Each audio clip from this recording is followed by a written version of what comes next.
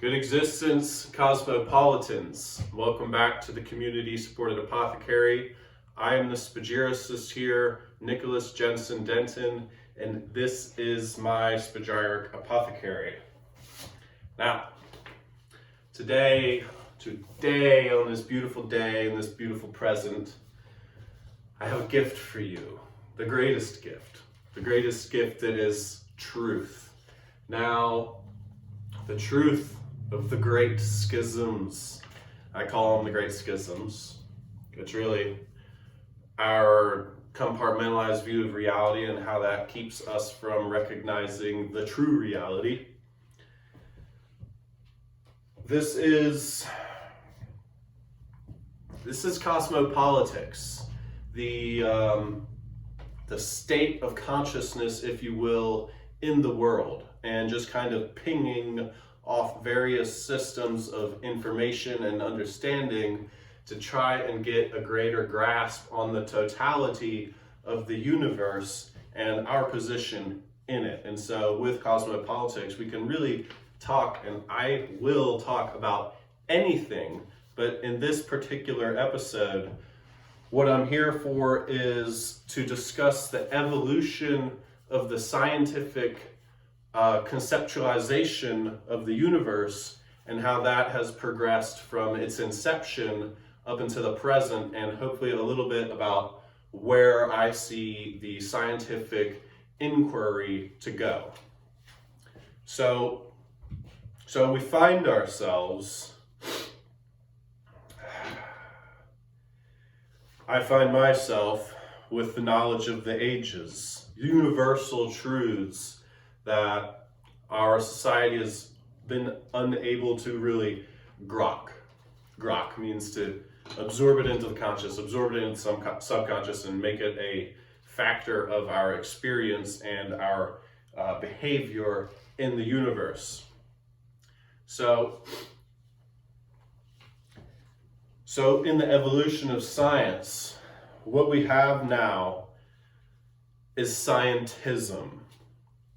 And this is an important concept to understand that has grown out of the creation of science. Obviously, if you can't tell from the word, Scientism is the overt, unquestionable belief that the entirety of reality, the how, the what, and the why, meaning how does it work, what is it, and why is it working this way? The entirety of reality through the application of Scientism, or with the lens of Scientism, we can come to grok fully the universe and its purpose and your purpose in it. Now, I call that why, what, and how sort of the trinity of science. And it is the aims, well, I'm a little ahead of myself. It was the aims and goals of science itself in the Royal Society to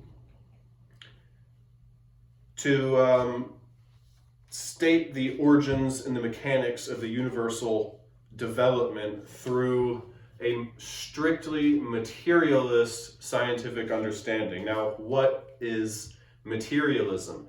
Scientism is the belief that through the application of materialist science, we can come to a fuller representation of the universe, a fuller understanding. I don't really like using this word fool, a more complete understanding, because right now we do have a sort of foolish understanding of the world, foolish, that is. I'm here to connect and unify the missing pieces of our understanding of the world, so that we can try to take the limits of understanding, the limits of knowledge, and expand them into the edge of metaphysics.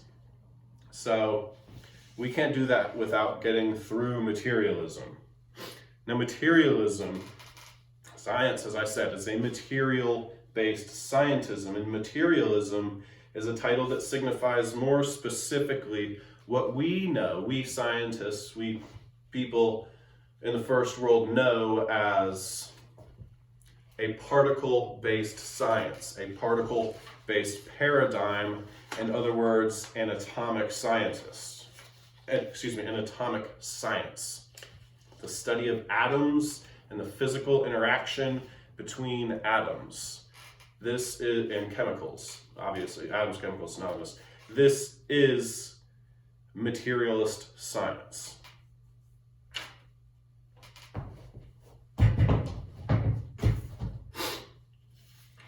So, my cosmopolites, my friends, my citizens of the universe, my people, my seekers of truth, I'm going to explain to you, and hopefully you will understand, why this physical-based paradigm is fundamentally inoperable and archaic.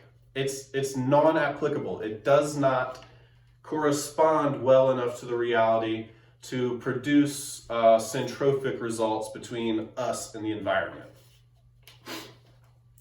So because of this inability to mesh intelligences, meaning Gaia, the Mother Earth, with a harmonic existence with us humans, it means that this idea of materialism, of scientism that we're currently running with, is a fundamentally inoperable and even self-harming idea. How much of the world is using these self-harming materialist ideas? Well, materialism, to be a little bit more technical, is the conceptualization that the measurable and tangible aspects of our world interact fundamentally through the process of physical contact. Okay? This is how we, not me, I mean, not you, not us intellectuals, but this is how we, the scientific establishment at large, presumes the world to work through physical interaction with one object, having an interaction with another object, and causing a reaction.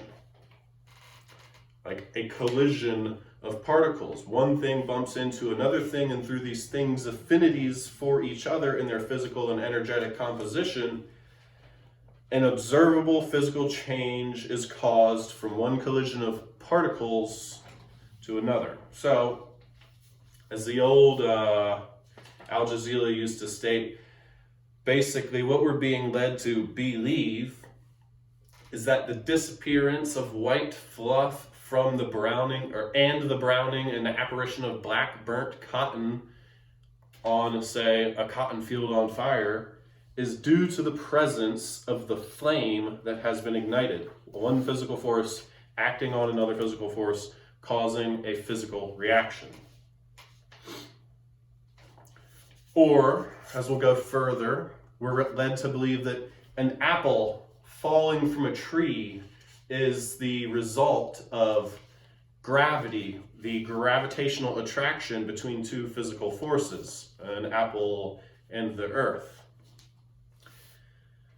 We are led to believe through physical materialist, what they also call reductionism, is that a photon fired through a slit would behave according to its supposed particle nature.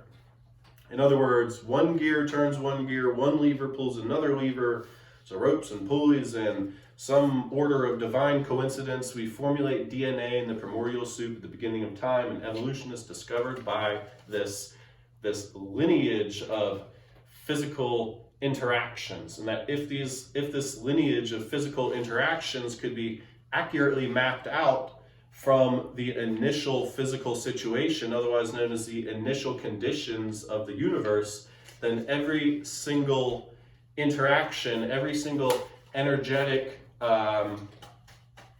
interaction, every event, every thought, every step, every morning outfit, every car accident, every light change, every coincidence ever, everything that could ever be happening. Like let's try and get our hands around everything that could ever be happening ever at once. There's everything that's happening in the world. We can't do it. Our minds literally cannot handle everything that's happening at once. So why, God, oh why, Newton, Einstein, Galileo, why would we assume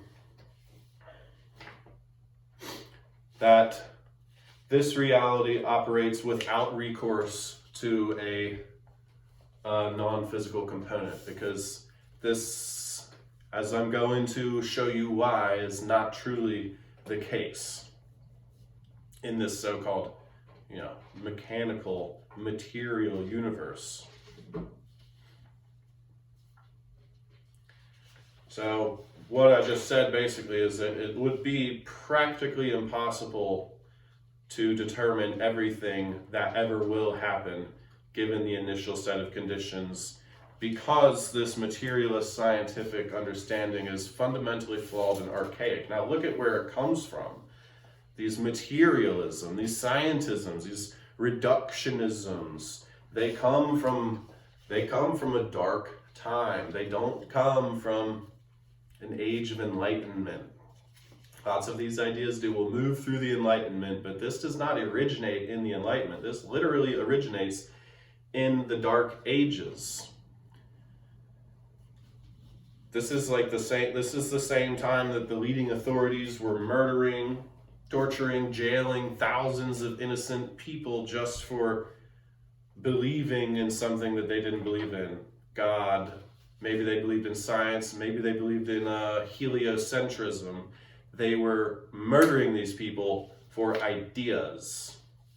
At the same time, people were being murdered for ideas, which they still are being murdered for ideas. Let's not get too wrapped up in our own self-wallowing. But at the same time, they made slavery legal with our friends over there in the East, right?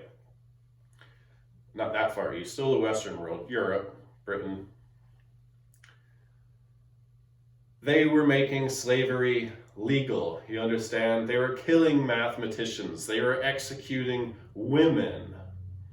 They were executing mass swaths of people just for reading the Bible and having their own interpretation of it, just for perceiving a book and reading. This is at the time when reading was just being able to be given to the masses. There's less than 2% of the world this time is reading.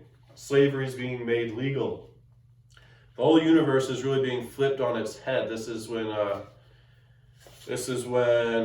we exchanged geocentrism for heliocentrism. So needless to say, this is a period of great change in the collective human condition, although change happens incrementally and periodically throughout the world, throughout history. They probably weren't realizing it all at the time what was happening, of course, but this is a massive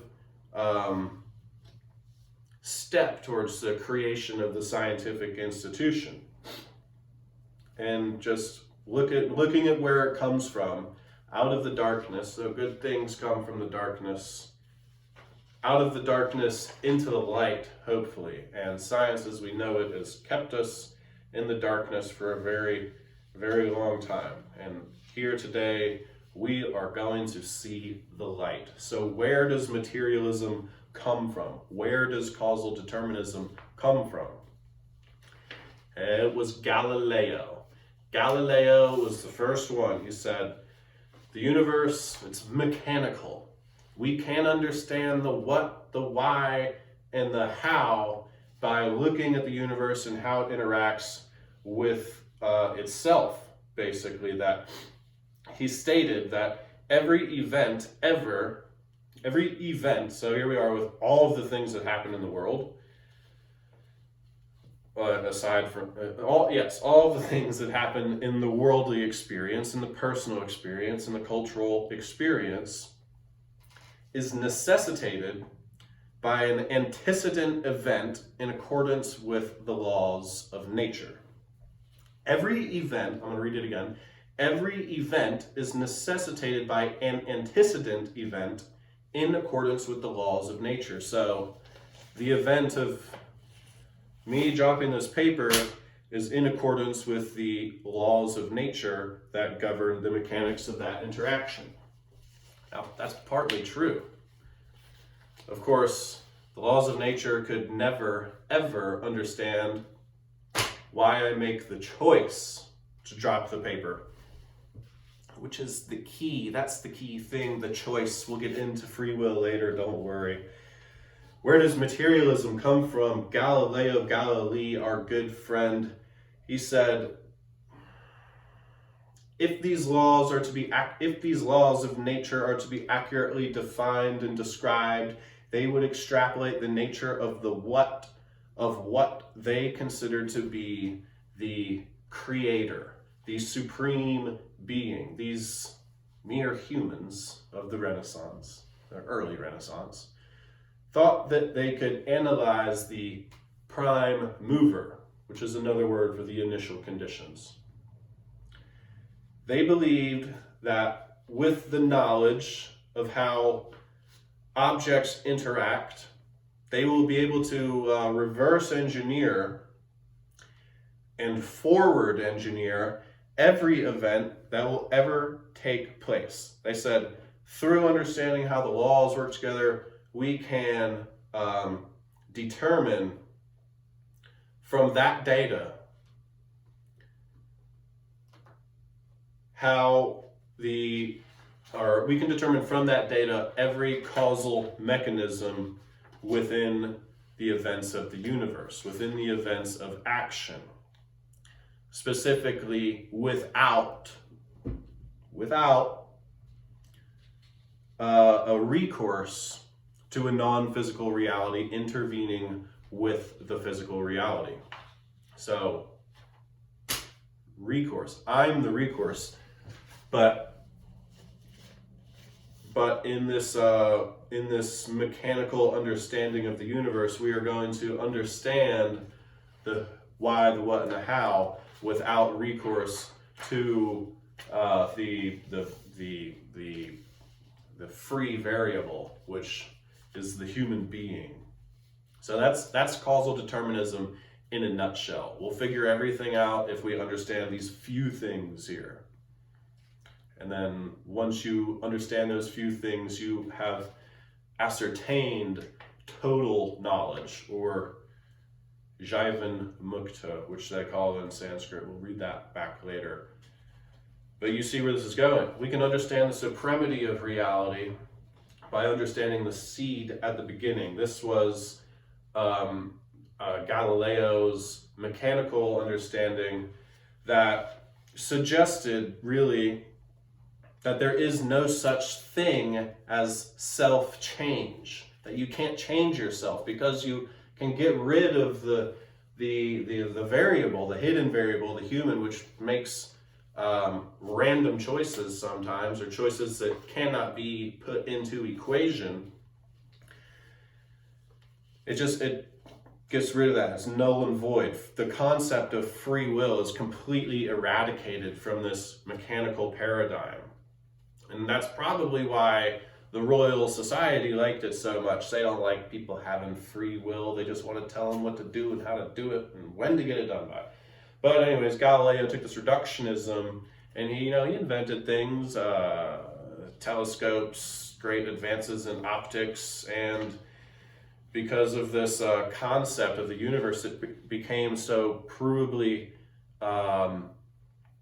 effective. Like, you can make innovations out of a materialist understanding. You can't make all the innovations. You can make some innovations. Some historians that came after Galileo was like, Galileo, you are the father of the scientific revolution, right?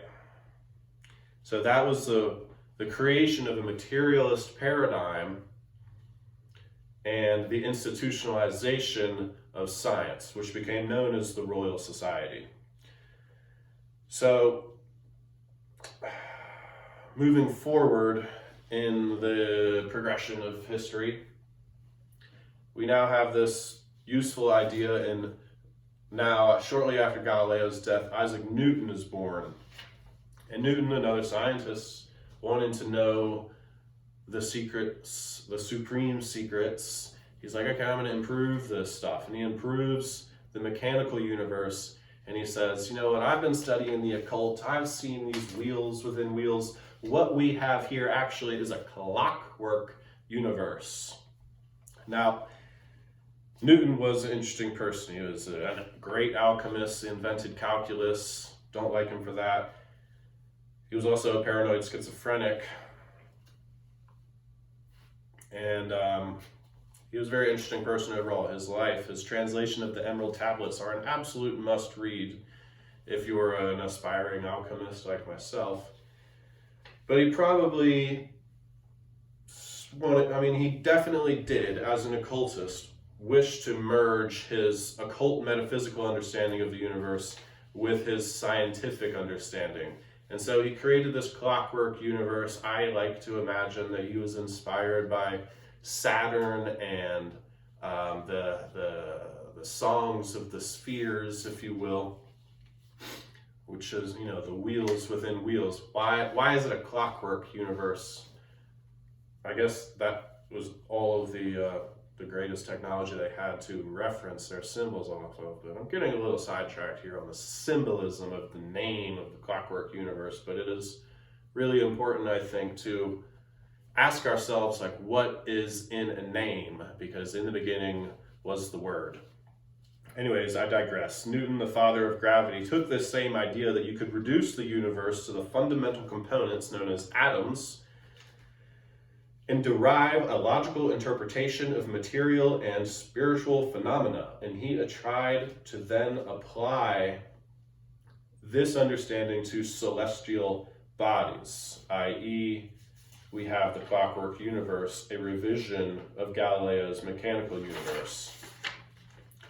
So in creating this Clockwork Universe, he extrapolates his ideas to develop a mathematical analysis of the orbits of the bodies in the solar system, the heavenly bodies. And he provided a representation of the trajectory through space with the advent of the definition of gravity, the what and the how. Now, like I said, this trinity within Holy Science, the how, what, and the why. Newton was able to describe the how and the what of gravity, right? We can trace planets through the skies, through their orbits. We can tell when Saturn and Jupiter are going to conjunct. We can tell when the equinoxes are going to happen. You see, we can map out the universe and its movements with a great degree of accuracy through these models. But, well, he realized he can describe the how and the what of gravity, but for the rest of his life, after developing the theory of gravity, he sat down and, with his schizophrenic works, got Philosopher's Stone over here, Tablets of Thoth over there, who knows what Newton is doing. He was trying to explain gravity through the second half of his life without recourse to a non-physical intervention. So we're back basically where Galileo was, where he's stating that he can understand the entirety of the Trinity, the how, what, and the why, through this mechanical understanding. Now we have Newton saying, we can understand the entirety of the Trinity. I already got down 2 of the 3, the why and the what of gravity, or the how and the what of gravity. Now how can I explain the why? And that's what the rest of his life was about. And to take, to not bore you with me endlessly droning about his ultimate failures, I'll just like to reiterate these notes from his own personal diaries.